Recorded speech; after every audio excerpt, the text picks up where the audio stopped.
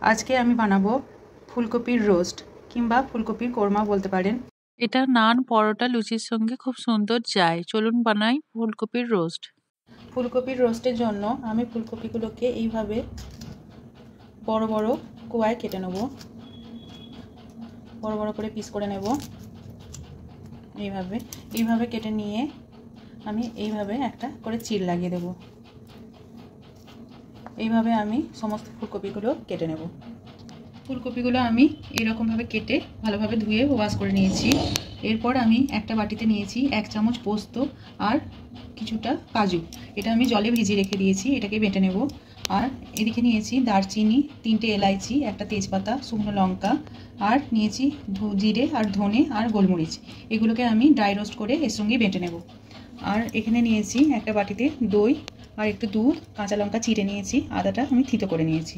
দেখুন ধনে, জিরে, গোটা গোলমরিচ, দারচিনি আর শুকনো লঙ্কা আর একটা দুটো এলাইচি দিয়ে আমি এটা ড্রাই রোস্ট করে নেব।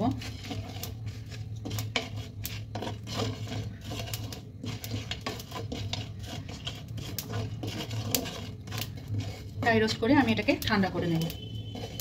মশলাটা আমি গুঁড়িয়ে নিয়েছি আর কাজু আর পোস্তর যে ভিজিয়ে রেখেছিলাম সেটা আমি ভালোভাবে মিহি করে বেটে নিয়েছি। এই মশলাটা আমি একটু ফুলকপির ওপর ছড়িয়ে দেব, এইভাবে দিয়ে ভালোভাবে মেখে নেব।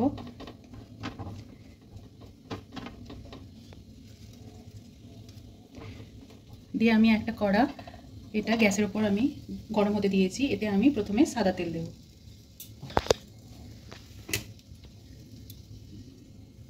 আমি অল্প সাদা তেল দিয়ে দিলাম। এবার এটাকে গরম হতে দেব।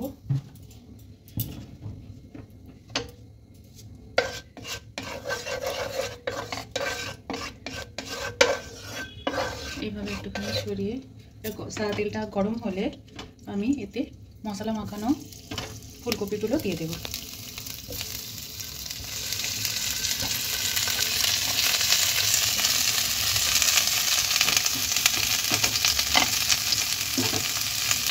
এবার এটাতে ফুলকপিগুলো বেশি ভাজবো না, এখন ঢাকা দিয়ে আমি খানিকক্ষণ রং ধরা অবধি উলট পালট করে ভেজে নেব। এভাবে আমি ঢাকনাটা তুলে তুলে ফুলকপিগুলোকে উলট পালট করে ভেজে নেব।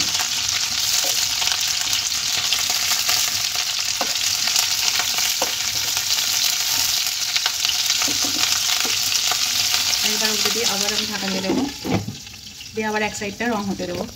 ভালোভাবে ভেজে নেওয়ার পর দেখুন ফুলকপিগুলো ভালোভাবে রং ধরে গেছে। এবার আমি ফুলকপিগুলোকে তুলে রাখবো।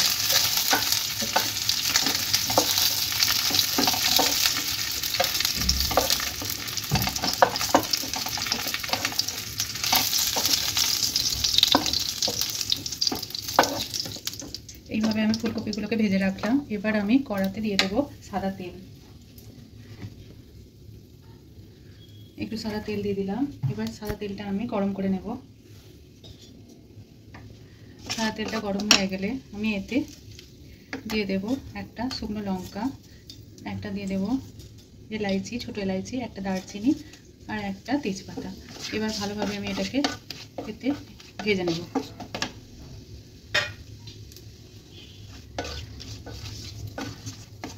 এটা ভালোভাবে ভেজে নেওয়ার পর এতে দিয়ে দেবো ছিলো করা আদাটা।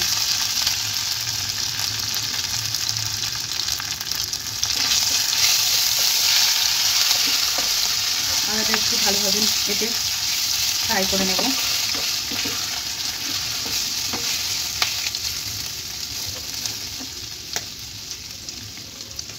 আমি সামান্য এতে একটু জল দিয়ে দেবো।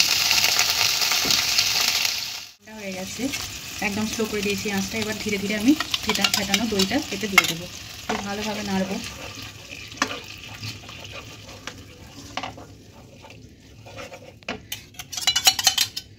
দিয়ে একটু নেড়ে চেড়ে একটু ফুট আসা অবধি অপেক্ষা করব।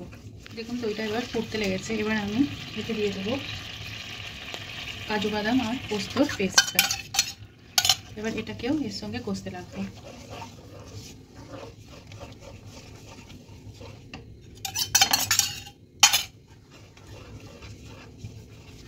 দেখুন এই মিশ্রণটাকে ভালোভাবে আমি কষিয়ে নিয়েছি। এবার এতে দিয়ে দেবো ভাজা ফুলকপিগুলো।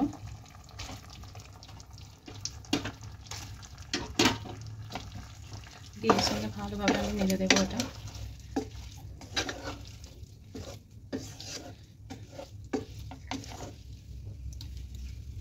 দিয়ে এতে দিয়ে দেবো আমি একটু চিনি, স্বাদ মতো নুন, দিয়ে ভালোভাবে নেড়ে দেবো।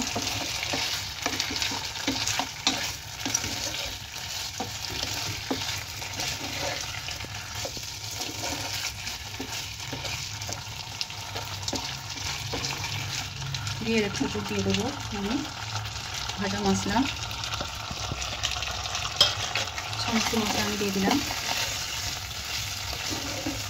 দিয়ে এগুলো সবগুলো একসঙ্গে ভালোভাবে আমি কষিয়ে নেব তেল ছাড়া পর্যন্ত।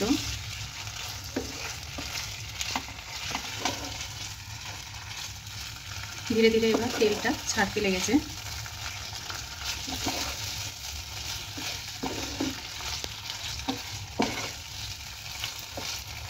মশলাটাও অনেকটা শুকিয়ে এসছে।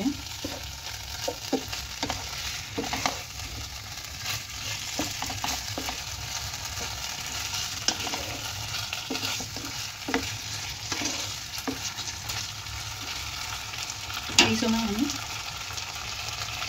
এতে দিয়ে দেবো একটু দুধ, 2 হাতা মতো দুধ আমি দিয়ে দিলাম। দিয়ে ভালোভাবে আমি মেখে দিলাম।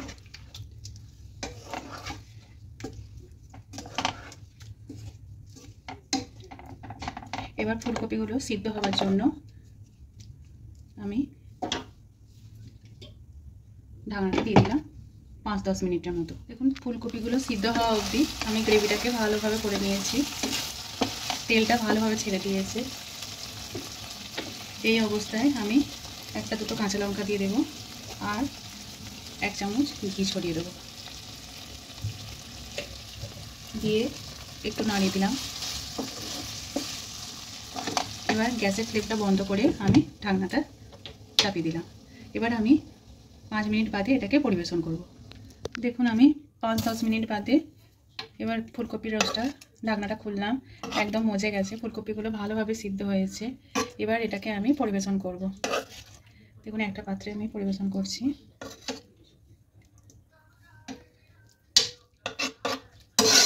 এটা রুটি পরোটা সঙ্গে খেতে খুবই অপূর্ব লাগবে।